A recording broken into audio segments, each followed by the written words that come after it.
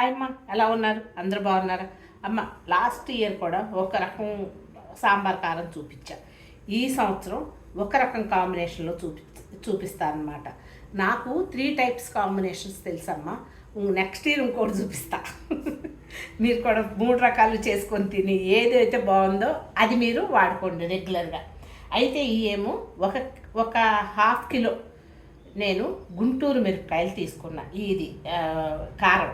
ఈ ½ కిలో గుంటూరు మిరపకాయలకి 2 కిలోలు బళ్ళారి మిరపకాయలు, మెలిక మిరపకాయలు అని ఉంటాయి, ఎర్రగా ఉంటాయి, కారం తక్కువ ఉంటుంది. ఆ మెలిక మిరపకాయలు తీసుకున్నా.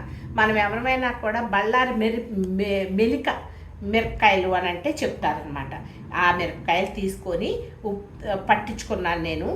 ఈ కేజీ కారానికి కొలతలు చెప్తానమ్మా.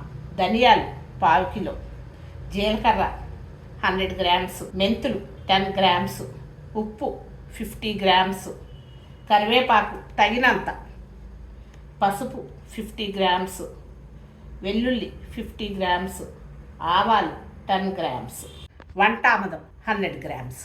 ఈ ఆముదం చాలా మంచిదమ్మా. ఖచ్చితంగా ఇట్లా ఈ ఒక కేజీకి ఈ రేషియోలో కనుక వేసుకుంటే కనుక మనకి పొట్ట బాగుంటుంది, హ్యాపీగా ఉంటుంది, హ్యాపీ టమ్మీ. అయితే ఇటువంటి ఈ కొలతలతో కూడా ఒకసారి చేసుకొని చూడండి. నేను డిస్క్రిప్షన్లో లాస్ట్ ఇయర్ చేసింది నేను ఈ వీడియో కింద పిన్ చేస్తానమ్మా. ఒకసారి దానికి దీనికి తేడా కూడా చూసుకోండి. ఓకేనా? రండి స్టార్ట్ చేద్దాం. 1/4 కిలో ధనియాల్ని వేయించుతున్నా. 1 కేజీ కారానికి లెక్క 1/4 కిలో ధనియాలు సిమ్ మీద పెట్టండి. దోరగా కమ్మటి వాసన వచ్చే వరకు వేయించుకోండి. వేగినయమ్మ బౌల్లో తీసుకుందాం. చూడండి, ఇప్పుడు 100 గ్రాములు జీలకర్ర, 10 గ్రామ్స్ ఆవాలు, 10 గ్రామ్స్ మెంతులు వేసి వేయించుదాం. చూడండి, వేగిపోయినాయి, చిటపటలాడిపోతున్నాయి. తీసుకోండి. ఇప్పుడు ఉప్పు వేసి కొంచెం, దీంట్లో ఎంత కల్లుపులోనమ్మా ఎంతైనా కూడా తడి ఉంటుంది, అందుకని కొంచెం వేయించుకోండి, పురుగు పట్టకుండా ఉంటుంది. ఇట్లా వేగిన దాంట్లోనే కరివేపాకు దండిగా వేసుకోండి, చాలా బాగుంటుంది.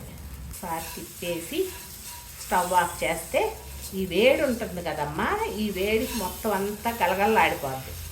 అంతేనమ్మా, స్టవ్ ఆఫ్ చేసేసుకోండి. ఇప్పుడు మసాలా పడదాం. 1/4 కిలో ధనియాల్ని వేసేసేయమ్మా. కేజీ కారానికి 1/4 కిలో ధనియాలు మెత్తగా పౌడర్ కొట్టుకొచ్చేయకుండా. ధనియాల పౌడరు, ధనియాల్ని మెత్తగా పొడి చేసుకున్నాం కదా, కలిపేసేద్దాం. ఆవాలు, జీలకర్ర, మెంతులు మొత్తం అంతా మెత్తగా పౌడర్ చేశాను కదా, వేసేసే. ఉప్పు, కరివేపాకు మెత్తగా పౌడర్ చేసుకొద్దాం. చూడండి, కరివేపాకు, ఉప్పు ఇలా మెత్తగా పౌడర్ చేశాను కదా, దీంట్లోనే వెల్లుల్లిపాయ వేసి ఊరినే కోర్సుగా ఒక్కసారి ఇలా తిప్పి తీసుకొద్దాం. చూడండి, కోర్సుగా పేస్ట్ చేసాం. అలా ఊరినే ఒక్కసారి అలా తిప్పాం. ఇప్పుడు పసుపు వేద్దాం. 50 గ్రామ్స్ పసుపు, అలాగే 100 గ్రామ్స్ ఆముదం.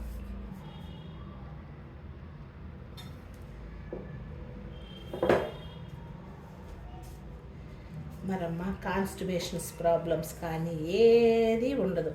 ఇట్లా కారం కనుక రోజువారీ వాడుకోండి, మీరే అంటారు హ్యాపీగా ఉంది పొట్ట అనేసి.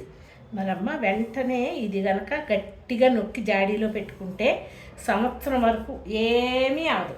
మీ కలర్ ఇట్లాగే ఉండాలి అనుకుంటే మాత్రం కొంచెం ఫ్రిడ్జ్లో పెట్టుకోండి, ప్యాకెట్లు చేసి, అప్పుడు కూడా బాగుంటుంది.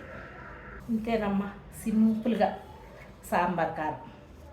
కూరల్లో రోజువారీ వేసుకుంటానికి సాంబార్ కారం. ఇది పులుసు కూరల్లోనూ, ఇగురు కూరల్లో ఇంకోటి ఫ్లేక్స్ లాగా కొట్టుకొని చేసే కారం ఉంటుందమ్మా, ఇగురు కూరల కారం. అదొకసారి చేసి చూపిస్తా. ఎప్పుడైనా ఆముదం వేస్తే కలర్ మారదు, ఫ్రీ మోషన్ అవుతుందని అంటారు. మీకు ఒక విషయం తెలుసా? పప్పుచారులు అయితేనేమో కొంచెం నూనె కొంచెం నెయ్యి వేసి తిరగమాకు పెట్టుకుంటాను కదా, కానీ రసం కాసుకున్నాం అనుకోండి, ఆ రసంలో కొంచెం ఆముదమును కొంచెం నెయ్యి వేసుకొని తిరగమాత పెట్టుకోండి, ఎంత బాగుంటుందో టేస్ట్. ఇంతేనమ్మా, ఎలా చేశాను?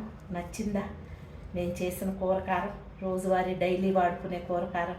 నచ్చితే కనుక లైక్ చేయండి, షేర్ చేయండి, సబ్స్క్రైబ్ చేయండి. Thank you so much.